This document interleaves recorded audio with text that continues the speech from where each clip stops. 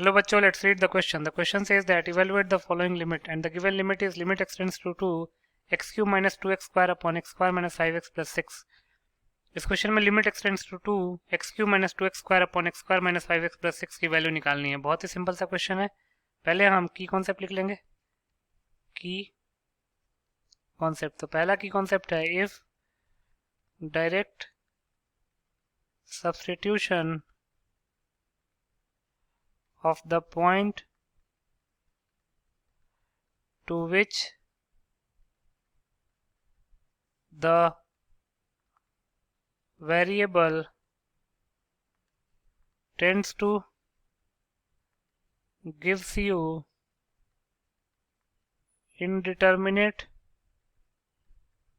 form like 0 upon 0, infinite upon infinite, infinite minus infinite, 0 into infinite, 0 to the power 0, infinite to the power 0, and 1 to the power infinity, then there are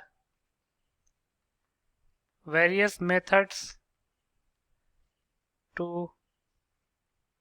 evaluate the limit, like rationalization method,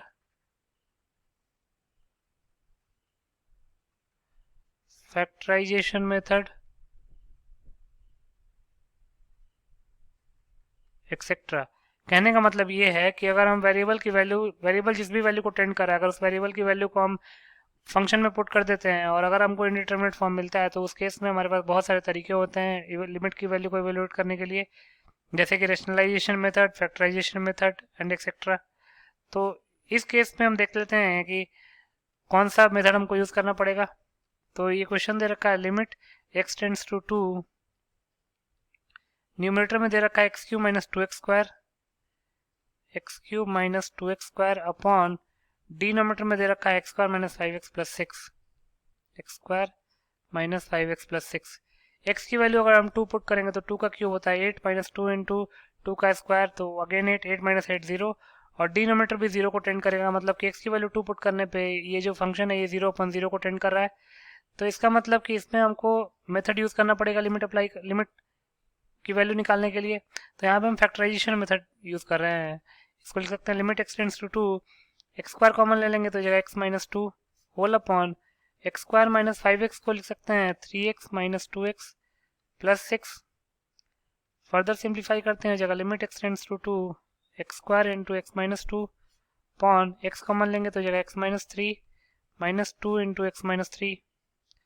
तो इसको लिख सकते हैं limit x tends to 2 x square into x minus 2 upon x minus 2 into x minus 3, x minus 2 से x minus 2 cancel out हो जाएगा, तो हो जाएगा limit x tends to 2 x square upon x minus 3। अब x की value हम 2 put करते हैं तो न्यूमरेटर 4 हो जाएगा और डिनोमिनेटर -1।